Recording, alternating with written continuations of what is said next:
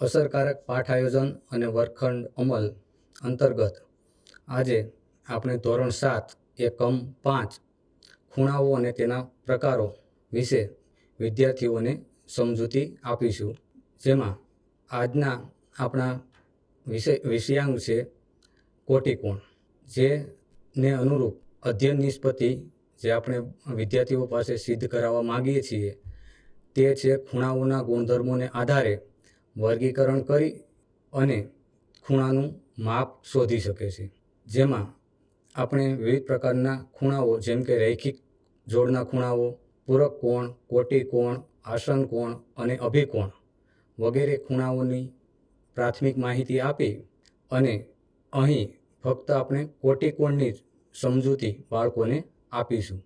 તેના માટે બાળકોને આપણે પૂર્વજ્ઞાન ચકાસવા માટે ભૂમિતિના મૂળભૂત ખ્યાલો અથવા કે અંગો જેવા કે બિંદુ, રેખાખંડ, રેખા, કિરણ વગેરેના માહિતી આપી અને ત્યાર પછી આપણે બાળકો પાસે એક એક્ટિવિટી કરાવીશું કે જેમાં બાળકો એક્ટિવિટી દ્વારા એક્ટિવિટી અને ભૂમિતિના પાયાના ખ્યાલોની માહિતી મેળવી શકે અને એનું પૂર્વજ્ઞાન આપણે તપાસી શકીએ. જેમ કે આપેલી આકૃતિમાં આપણે બાળકોને એવા પ્રશ્નો પૂછી શકીએ કે જેમાં બિંદુઓના નામ લખી શકે, બાળકો રેખાખંડને ઓળખી શકે. પછી એવા પ્રશ્નો પણ પૂછી શકીએ કે જેમાં ખૂણાઓ માપવા માટે કયા ગાણિતિક સાધનનો ઉપયોગ કરી શકાય વગેરે, જેનાથી બાળકો પરિચિત થશે.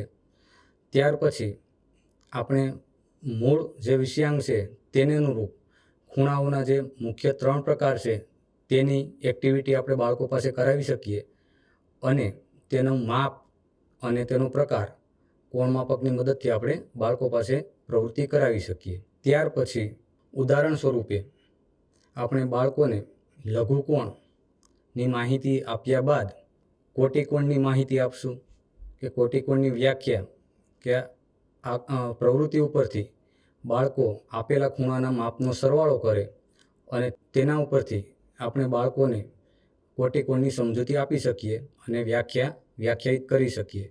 જેમ કે જે બે ખૂણાના માપનો સરવાળો 90 ડિગ્રી થતો હોય તે ખૂણાને એકબીજાના કોટિકોણ કહેવામાં આવે છે અને આ પ્રવૃત્તિ દ્વારા આપણે બાળકોને સરળ રીતે સમજાવી શકીએ.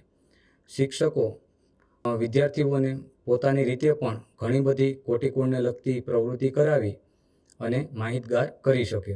આકૃતિમાં જે આપણે સ્લાઇડમાં જોઈએ છીએ તેમ એના ઉપરથી આપણે બાળકોને પ્રશ્નો પણ અલગ અલગ પ્રકારના પૂછી શકીએ અને બાળકો પાસેથી આપણે અપેક્ષિત જવાબ મેળવી શકીએ. ત્યારબાદ દઢીકરણ માટે બાળકોને આપણે ઘણા બધા અલગ અલગ પ્રકારના ખૂણાઓના માપ તેમજ આકૃતિ ઉપરથી તેની પ્રવૃત્તિ કરાવી અને કોટિકોણ વિશે સરસ સમજૂતી આપી શકીએ. શિક્ષક વિદ્યાર્થીઓ પાસે કાગળ દ્વારા કોટિકોણની એક પ્રવૃત્તિ કરાવશે, જેથી આપણે કોટિકોણનો મુદ્દો છે તે સરસ રીતે દઢીકરણ કરાવી શકીએ. તેના માટે શિક્ષક વિદ્યાર્થીઓને સાધનો ફૂટપટ્ટી, કોણ માપક અને કાગળની જરૂર પડશે.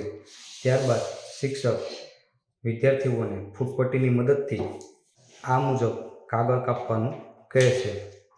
વિદ્યાર્થીઓ કાગળને ત્રિકોણાકાર કાપી ત્યાર પછી એના 3 ખૂણાનું માપ મેળવતા શીખશે, જેમાં જે બે લઘુકોણ હશે તેના માપનો સરવાળો કરશે અને એની મદદથી વિદ્યાર્થી કોટિકોણનો કોન્સેપ્ટ ક્લિયર કરી શકશે.